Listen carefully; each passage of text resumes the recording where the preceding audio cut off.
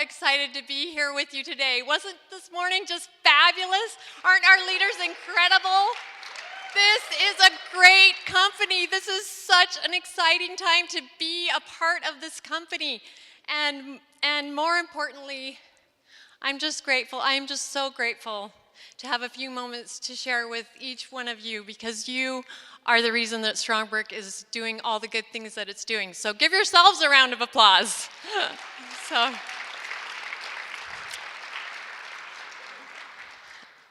I titled my presentation From Victim to Victor, a Strongbrick fairy tale, because that is truly how Strongbrick has felt to me ever since I fully got engaged with this company. My life every day is like a magical fairy tale. I kid you not. Something amazing, something surreal happens, and I act like that kid on YouTube, and I'm like, is this real life?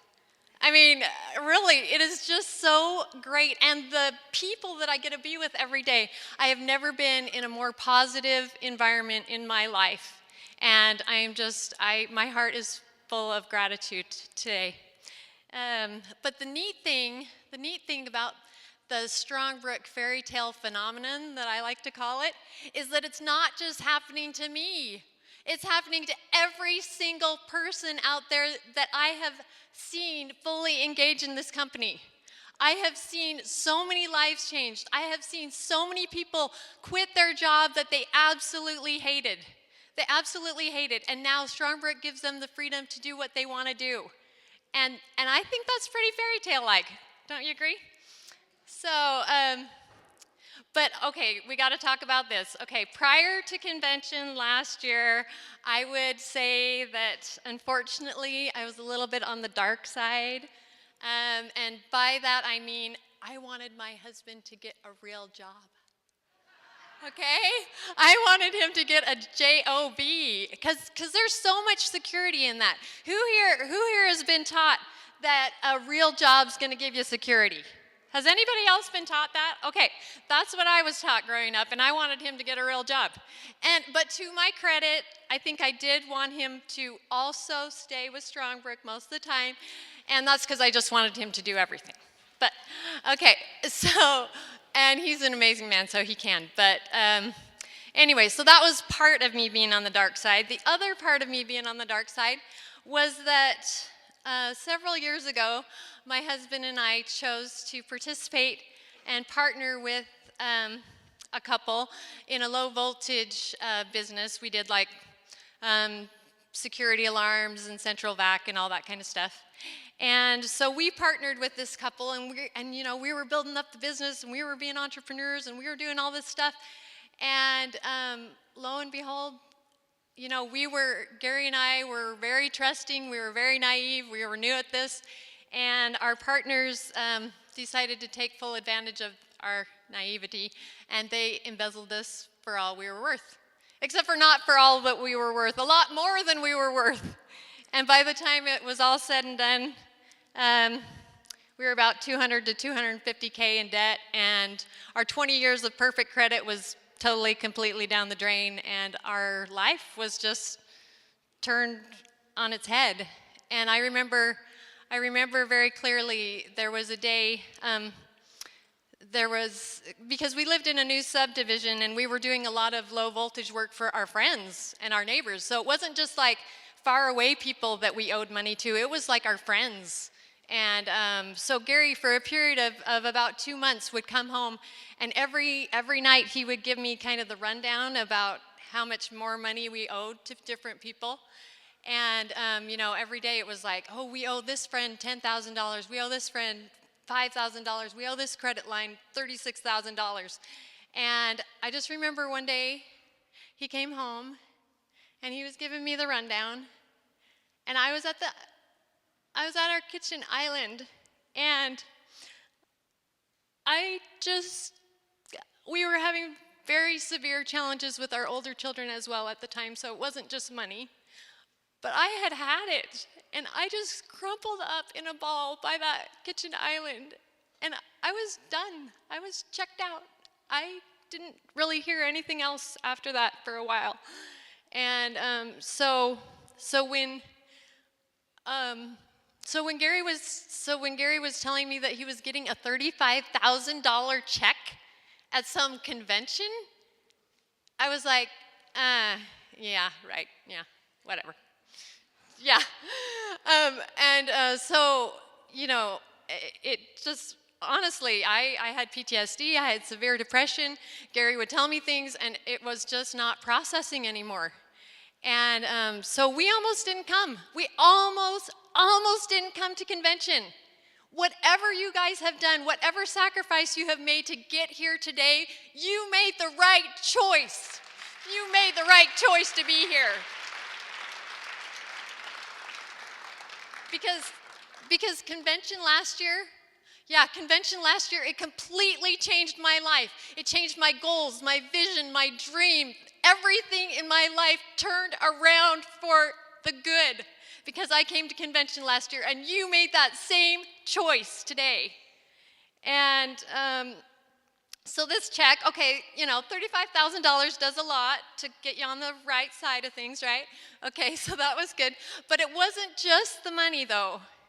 It was also the fact that I saw that these leaders were amazing. Are these leaders not amazing? They're incredible. These leaders are so amazing, and I saw that they had such a huge vision for this country, for each individual family. And when they say they're getting America back on its feet, one precious family at a time, I'm one of those families. So of course I love this company. So that was convention. So when I went home from convention last year, I made 4 decisions. I made 4 really important decisions that I think are imperative for the success that Gary and I have had over this last year. And you might want to write these down because you don't have to wait to get home to decide this. You can decide it right now. One of these decisions actually came from the Strongbrook presentation itself. I was sitting in the recliner at my house, and I was flipping through the field training manual, and I was trying to be more supportive, and just as I was flipping through that manual, I just kept thinking in my head, the words of the presentation just kept coming to me over and over. I'm like, what does Strongbrook do? It takes underperforming assets or non-performing assets and turns them into high-performing assets. That's what Strongbrook does. And for some reason, this just kept going over and over in my head until it just hit me like a ton of brick that I was an underperforming asset. And I was like, okay, wow. I am going to let Strongbrook do with me what Strongbrook does best. I am going to use the platform of Strongbrook to become a high-performing asset. And not only for myself and my family and this country, but for this company that gave me my life back. And I hope that they have felt that decision this past year, because I kind of think of myself as like a secret weapon from the dark side. So anyway, but so that was my number 1 decision, was I was going to become a powerful asset because I realized there was so much more inside of me to give. The second decision I made over this course of this last year is that I would ask myself, when I was making decisions, I would ask myself, is this decision going to increase my self-respect or decrease it? And I went diligently in the path of increasing my self-respect. And I'm not perfect, but I can tell you I have a lot more respect for myself than I did last year at this very same time. And the third decision I made had to do with fear. Is this business scary sometimes? Who here has kind of faced some fears doing this business? Yeah? A little bit scary? Well, you know what? I decided that I was not going to let fear bully me anymore. I was not going to let fear keep the person that was on the inside from being the person that showed up on the outside. So every day in this business for this last year, I have done things that have scared me to death. And I just keep doing them. And you know what? I've grown to realize that if I'm doing something that's scary, it seems to be leading me in the right direction. It seems to be the right way to do things, because you know what? What I realized is there is absolutely nothing scarier to me than leaving this life with the proverbial music still inside. So do not let fear bully you anymore. You guys can do this. And my fourth decision that I made had to do with leading with love, and from inspiration in the impressions of my heart. And there was a meeting at Chris Crone's house one time where he was talking, and he said how much money is in a $35,000 check? And I think he was fishing around, thinking somebody would say, oh, it's enough to get back into a home. It's enough to buy a hot property. And I had been given that $35,000 check, and I said, it's enough to get your life back. It's enough to get your marriage saved. It's enough to get your daughter well. And I don't think he was expecting that really, but that's what it meant to me. I was like, that's what it meant to me. And so after that meeting, I remember giving him and Colleen a hug, and they really didn't know me that well at the time. And I gave them a hug, and I said, I'm back. And I think they were like, you're back from the office? You're back from your house? Whatever, And I was like, to me, in my heart, I'm like, I'm back from the dead. Because there was a moment when...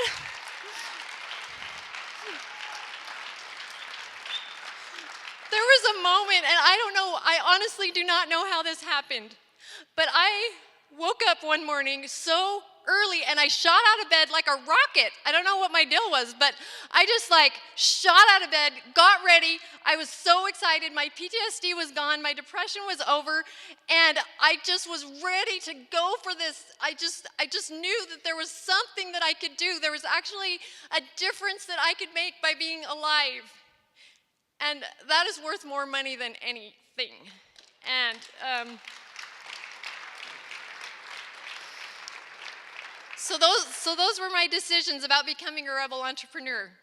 And if you look at your little name tag here, that's really what this is. We're all rebel entrepreneurs. We're all trying to stand for something that's important in this country. We're trying to get this country back on its feet. And like I say, Strongbrook puts its money where its mouth is. And this is a picture of us in front of our little Strongbrook house. And after our financial reset, we lost 3 homes to foreclosure. We had 11 mortgages, and we saved everybody else's house but our own 3 homes. And for a little bit of time, I actually felt homeless, and it is a freaky feeling, and I never want to feel that way again. But so this is Preston and I standing in front of our Strongbrook home. And, that first $35,000 check got us back into a home. It really did what Strongbrook says. We are the MAP PSA. We are the Sweat Equity Program. It works. It works. If you don't have money, this is the place to be. If you have less than no money, this is the place to be. And if you have lots of money, this is actually the place to be. There is a place for everyone here at Strongbrook, because Strongbrook can get you back on your feet. And so this home, I told Gary, I said, I want to be back in a home by Mother's Day. Most people ask for a necklace or something. I just wanted a house. But so he got that. He, with the help with Strongbrook, but not just the money, but the education that Strongbrook gives us. Because if we wouldn't have had the education of Strongbrook, even if we had the money with 3 foreclosures on our name, we would have not known how to get back into a house. We wouldn't have known how to do it. And so, anyway, so our family is the MAP PSA, and it does work. Okay, this is me laughing all the way to the bank. I just had to put this in here because I don't think there's anything more magical or fairy tale-like than cashing $59,000. It was pretty awesome. It was a lot better day than some of those other days that I had in the kitchen with Gary a long time ago. When I came back from convention, one thing that happened was I was sitting there thinking, I was like, okay, so this check thing was awesome, and that was just fabulous. That was great, and Gary got lots of awards and everything. But it's kind of funny that this would bother me. But I was like, but he didn't get the big award. Like, he didn't get the presidential founder. What happened? And I'm like, because he's Gary, and he should have gotten that.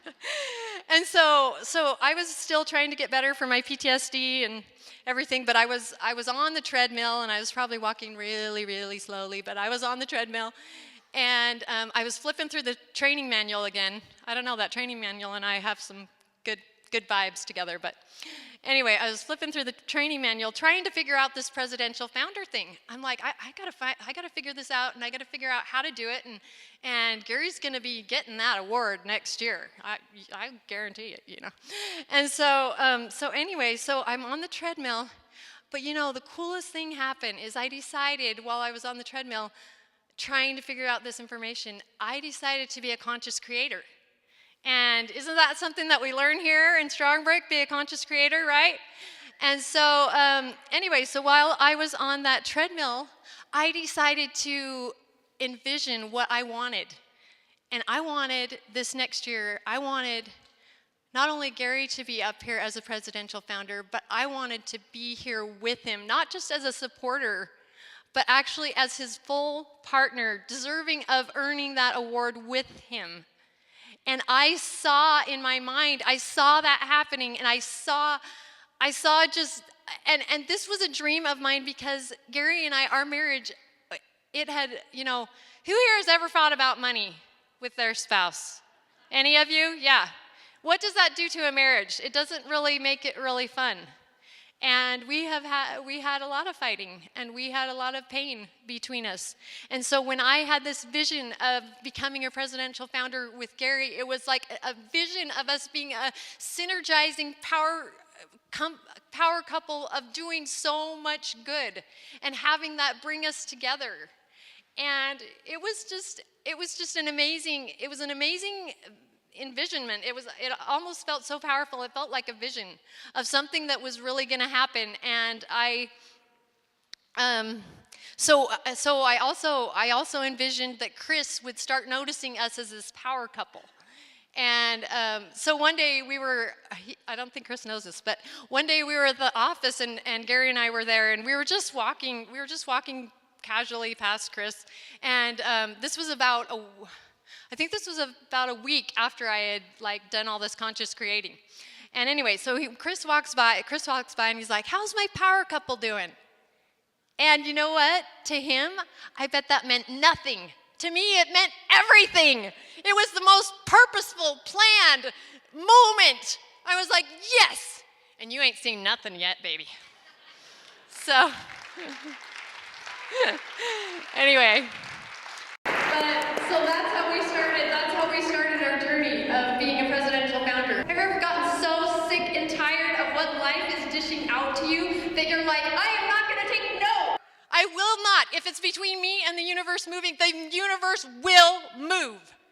And that is how powerful I felt about becoming a presidential founder. So whatever it is that you guys want, whatever goal, whatever award you want to get here, you want to have next year on this stage, you can get it. You can get it, whatever it is you want. You just need to make the universe move.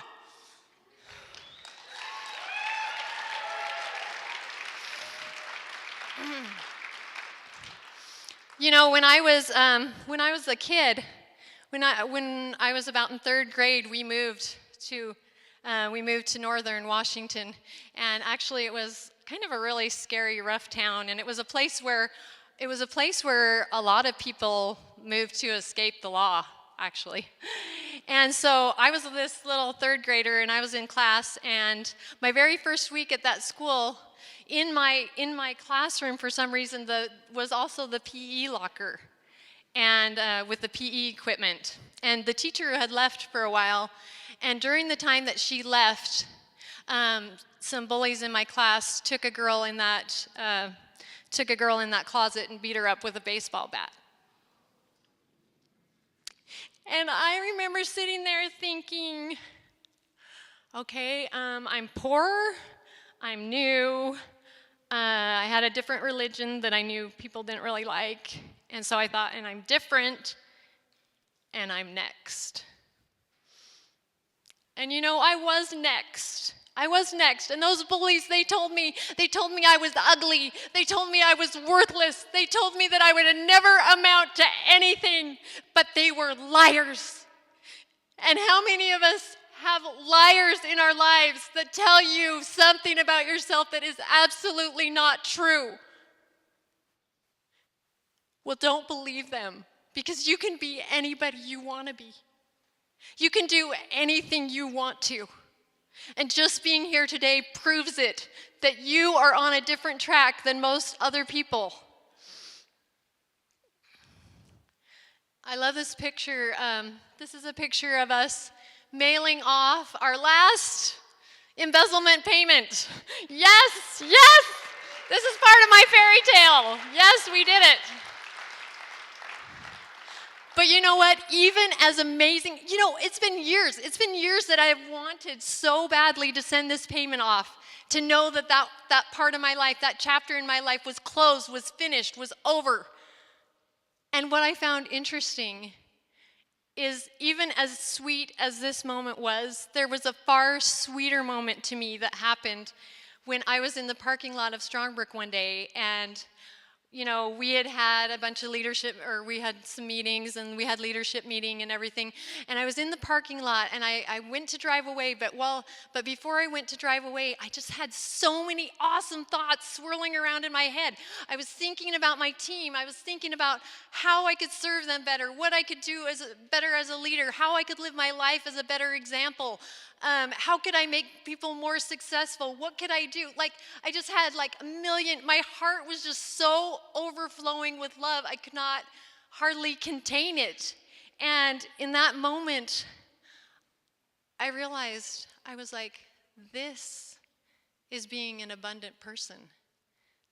This is what abundance is. And I still had a ton of embezzlement debt to pay off. So I realized in that moment, I realized abundance has nothing to do with what your bank account is reflecting at the moment, but it sure has a lot to do with what's going on in your head and in your heart.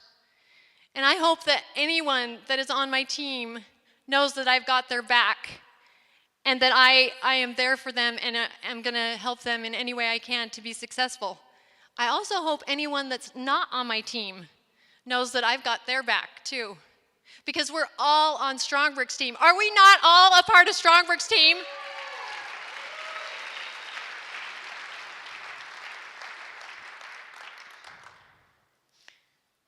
This is a picture of my beautiful daughter. And when she was, this is a headshot.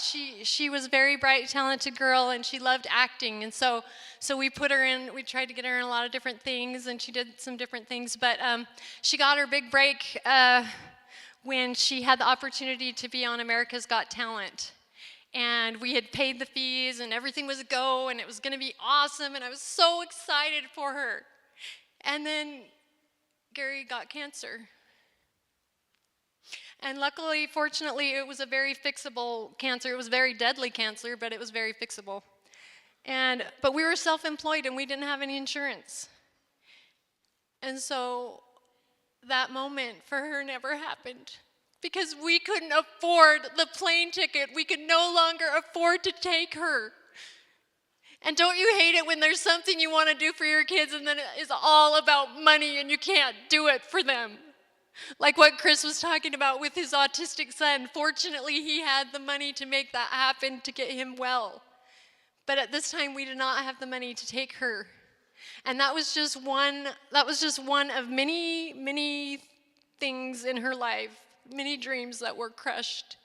And not all of them had to do with money, but a lot of them did, because there was a lot of fighting in our house about money. And it just got to a point where she was done.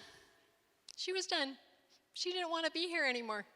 She was ready to check out of this life. And in fact, not only did she try one time, she tried it over and over and over. And I did not know every day if that was going to be the last day that I ever saw my daughter.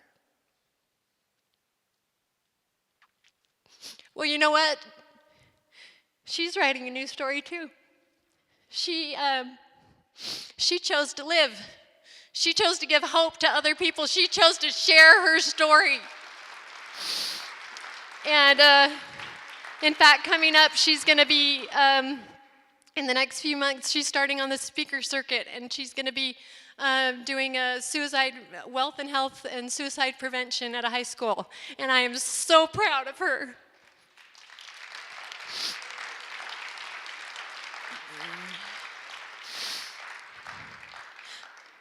But this is my happily ever after. This is my happily ever after. My daughter changing and becoming and being the beautiful person that she is. And I'm so also grateful for the beautiful person that came into her life to also help that, my son-in-law, Andrew. But the other part of my fairy tale ending, I guess I would say, is Gary. He did not need me. He did not need me to become a presidential founder. He could have done it easily on his own. He could have gotten that award totally on his own, in spite of me. Even when I was like on the dark side, he can do stuff like that. It's amazing. But he didn't need that. He could have done it all by himself. But I needed it. I needed to become a different person. I needed to become a presidential founder inside. And I actually have written a song for him about my journey this last year becoming a rebel entrepreneur that I want to dedicate to him. And it's been so hard keeping this a surprise. It has been so hard. And this song might not sound like your typical love song, but it really is a love song because it's about me changing. And isn't that what we do when we love somebody? We become the best person that we can be. And I just want you to know how much I love you. And anyway, but I also, not only to Gary, want to dedicate this song. I want to dedicate this song. It's called Rebel Entrepreneur. That's Gary and my brand. And I want to dedicate it to any of you that wants to take back your future, take back your destiny, fight for America, and we will win together with Strongbrook.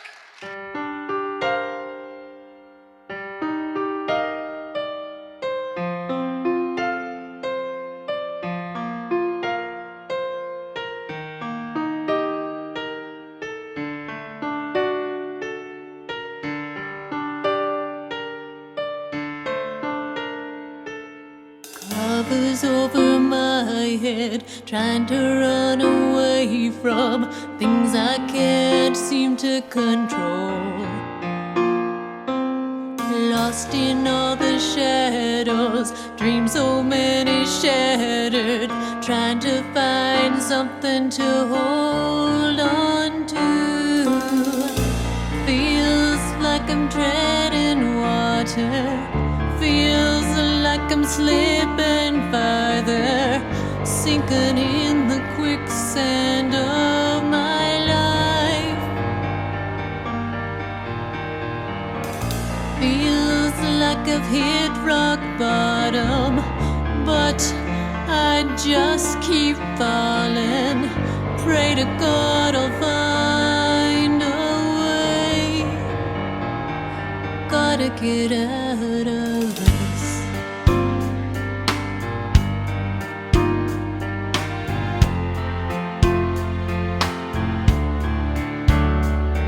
Economy is down now, everybody's frowning, hope fading like a mist. I hear what they are saying, but my heart keeps replaying. It's time for people like me to resist this feeling.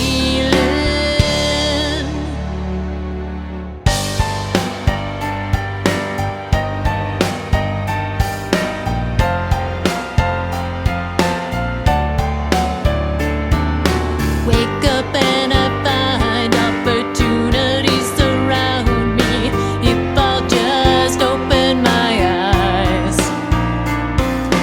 Fight for my own freedom, fight for what I know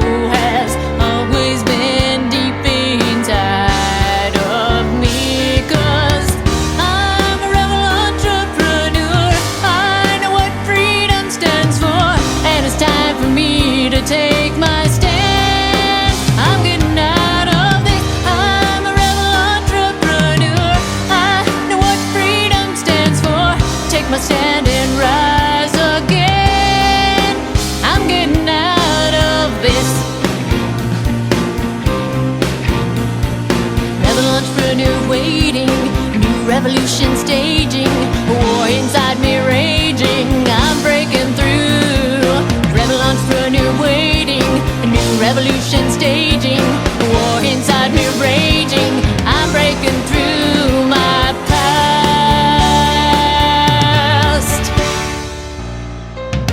Rise to the occasion, just took a decision to stand back on my own 2 feet. Never going back there, I can see the light.